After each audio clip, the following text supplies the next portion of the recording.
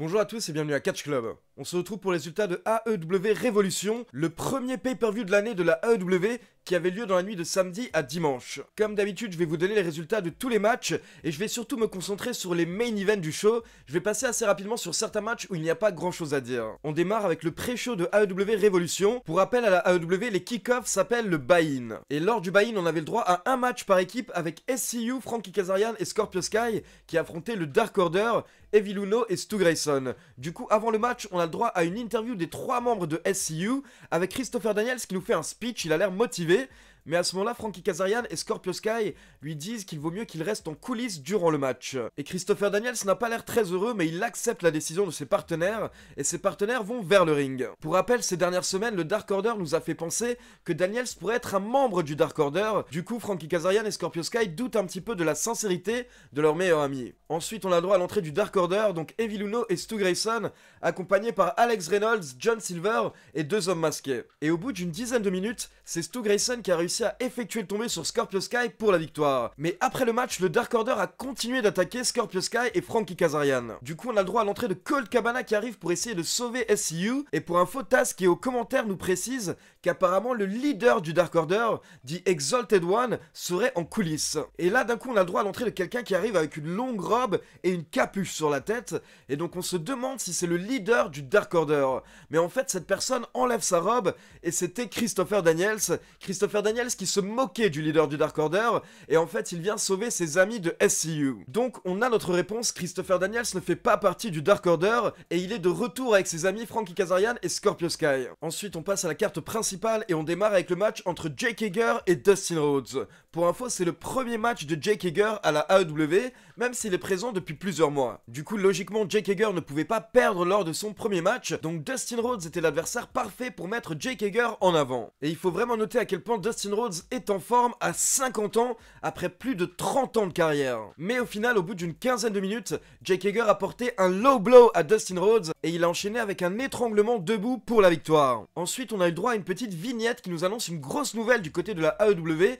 En effet, le 25 mars, on aura le droit à un épisode spécial AEW Dynamite Blood and Guts. Et lors de ce show, on aura le droit justement à un match Blood and Guts. Il s'agit en fait d'un match Wargames.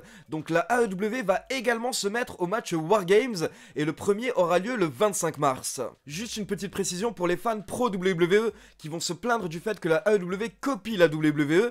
Il faut savoir que le match Wargames a été inventé par le père de Cody Rhodes, Dusty Rhodes, à la fin des années 80. Et à la base, ce match était principalement utilisé dans les fédérations NWA, puis à la WCW. Et par la suite, la WWE a repris le match, mais ce n'est en aucun cas une création de la WWE. Et pour info, si la AEW a décidé d'appeler ce match Blood and Guts, c'est un petit clin d'œil à Vince McMahon. Car lors d'une des dernières conférences de Vince McMahon, il avait déclaré qu'il espère que la AEW va arrêter de nous proposer du Blood and Guts, c'est-à-dire un programme avec principalement du sang et des tripes, donc tout le côté hardcore que Vince McMahon critique. Du coup, Tony Khan a expliqué qu'ils ont choisi ce nom pour justement montrer que non, eux ils vont continuer dans le Blood and Guts, le sang et les tripes, parce que c'est ça la passion du catch. Ensuite, on passe au second match de la soirée, Sammy Guevara contre Darby Allin. Alors comme vous le savez, Sammy Guevara et moi on est un petit peu embrouillés, il avait essayé de prendre le contrôle de Catch Club plusieurs fois, mais il faut l'avouer, Sammy Guevara est ultra clean dans un ring. Tout ce qu'il fait est vraiment très propre, c'est précis. On va prendre l'exemple de ce qui s'est passé au début du match, parce qu'en fait les deux catcheurs ont commencé à se battre à l'extérieur du ring avant que le match ne démarre. On a d'ailleurs eu le droit à un dive vers l'extérieur de Darby Allin qui avait l'air assez dangereux, où Darby Allin a failli se faire mal. Et ensuite, on a Sammy Guevara qui a placé Darby Allin sur une table. Et là, il lui a porté un 630 de la 3ème corde vers l'extérieur du ring.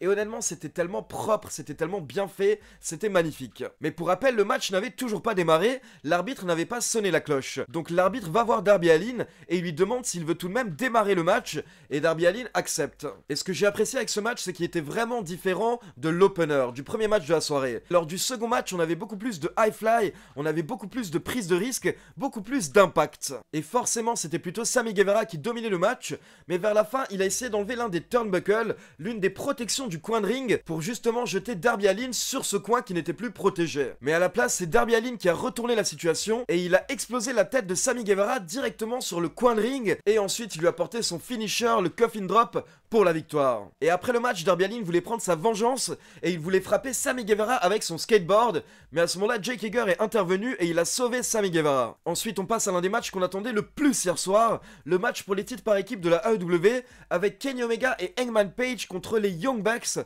Matt et Nick Jackson. Et honnêtement, c'était tout simplement l'un des meilleurs matchs de la soirée et l'un des meilleurs matchs par équipe de l'histoire de la AEW. Les 4 catcheurs ont tout donné hier soir durant le match, mais honnêtement, c'est même pas tellement une question d'action et de spot, c'était surtout l'histoire et le storytelling durant le match.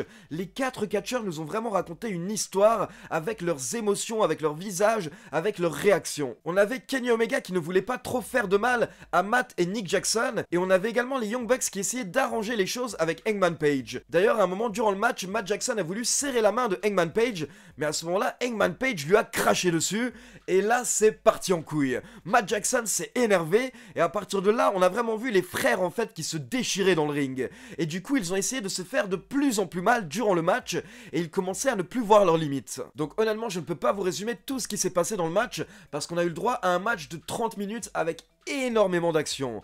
Mais il faut savoir que vers la fin du match, les Young Bucks ont porté leur Meltzer Driver sur Hangman Page à l'extérieur du ring. Puis les Bucks se sont concentrés sur Kenny Omega, mais au final Hangman Page est revenu dans le match, et à la fin c'est lui qui a pris les choses en main. Car comme Kenny Omega n'a pas réussi à porter son finisher, Hangman Page a porté le finisher de Kenny Omega, le One Winged Angel, à Matt Jackson. Et là, Hangman Page était totalement en feu, donc il a enchaîné avec son Buckshot Lariat sur Nick Jackson, puis sur Matt Jackson pour la victoire. Donc vainqueur et toujours champion par équipe, Hangman Page et Kenny Omega. Et après le match, forcément, les 4 catcheurs se sont réunis dans le ring, et les Young Bucks ont un petit peu fait la paix avec Kenny Omega, la situation s'est calmée après le match, et ils ont également essayé de proposer une poignée de main à Hangman Page, mais Hangman Page a préféré sortir du ring. Il n'était pas forcément énervé contre les Young Bucks à ce moment-là, mais il n'a pas voulu serrer leurs mains, il n'a pas voulu leur faire un câlin, comme l'a fait Kenny Omega. Puis là, on a eu un autre moment incroyable, un gros buzz dans la salle, car les Young Bucks sont sortis du ring et Hangman Page est également à l'extérieur du ring sur les cordes.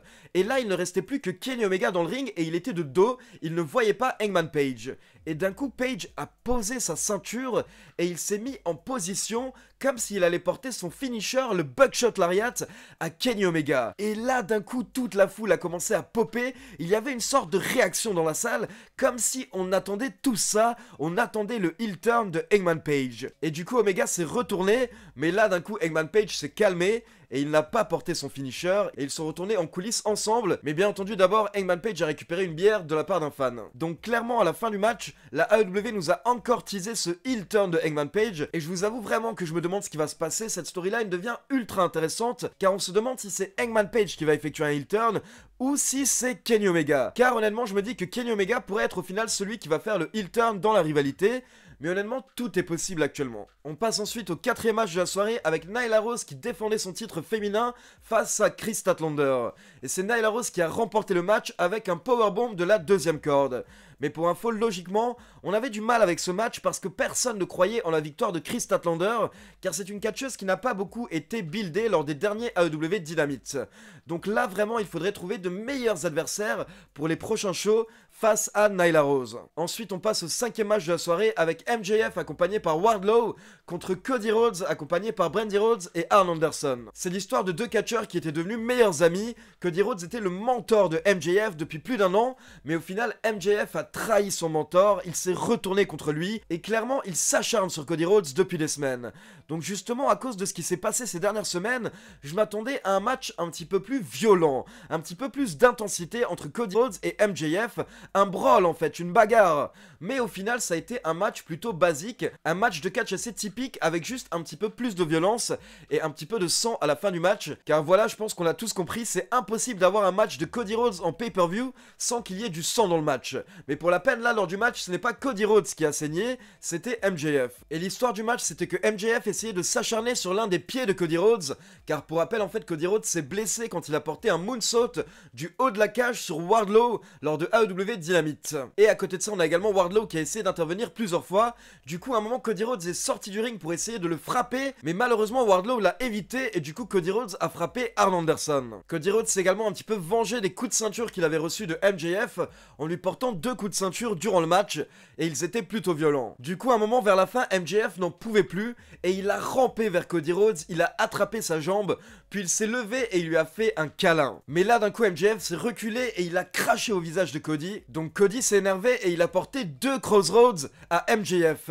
Et il voulait même lui en porter un 3e, mais là d'un coup MJF s'est un petit peu réveillé et en fait il a porté un coup dans la tête de Cody Rhodes et il avait la bague. Il avait la fameuse bague qu'il avait remportée lors d'un tournoi, la Dynamite Diamond Ring, et il l'a utilisée pour frapper Cody Rhodes qui a été mis KO. Et donc MJF range la bague dans son slip, l'arbitre n'a pas vu ce qui s'est passé, puis MJF a couvert Cody pour la victoire. Donc bien entendu MJF a triché pour remporter le match et c'est totalement normal, MJF est un heel, MJF est un méchant, mais à côté de ça il faut noter qu'il a tenu plus de 20 minutes contre Cody, donc en plus MJF s'est bien défendu, MJF a tenu face à l'un des main eventers de la fédération et MJF ressort avec la victoire, c'était ça le plus important. Car si MJF perdait hier soir, c'était la fin de la rivalité, il n'y aurait eu aucun intérêt à continuer la rivalité entre les deux catcheurs, un petit peu comme quand Cody a battu Shawn Spears lors du premier match de leur rivalité. Honnêtement ça a un petit peu enterré directement Shawn Spears à la AEW. Mais là justement Cody Rhodes a fait le bon choix, il a donné la victoire à MJF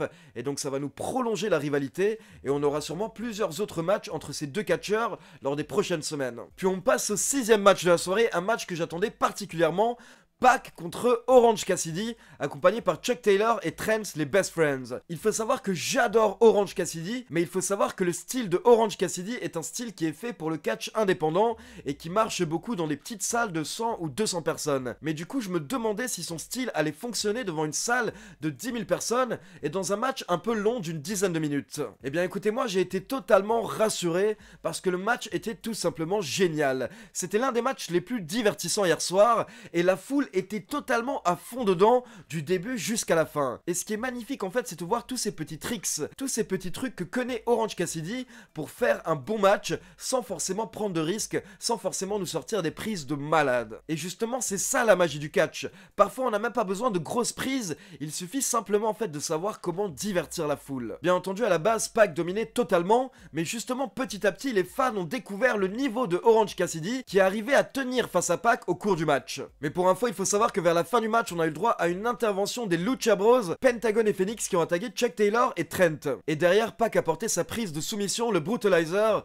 pour la victoire. Puis on passe au main event de AEW Revolution avec le champion Chris Jericho accompagné par Santana et Ortiz qui défend son titre face à Jon Moxley. D'ailleurs, Chris Jericho a eu le droit à une entrée magnifique avec une chorale qui a chanté son thème Judas lorsqu'il est entré. Et comme je vous l'avais expliqué dans ma vidéo pronostic, en fait, j'étais vraiment partagé par rapport à ce match parce que d'un côté, on a Jon Moxley qui est totalement prêt pour être champion de la AEW, mais d'un autre côté, on a Chris Jericho qui n'était pas forcément prêt à rendre la ceinture, parce qu'actuellement, en fait, il était génial comme champion, et s'il perdait le titre, j'avais peur qu'il soit un petit peu moins crédible, et que The Inner Circle en jette moins. Il faut savoir que Santana et Ortiz sont intervenus durant le match, mais également Jake Hager, et l'arbitre a vu ce qui s'est passé, donc elle a renvoyé les 3 catcheurs en coulisses.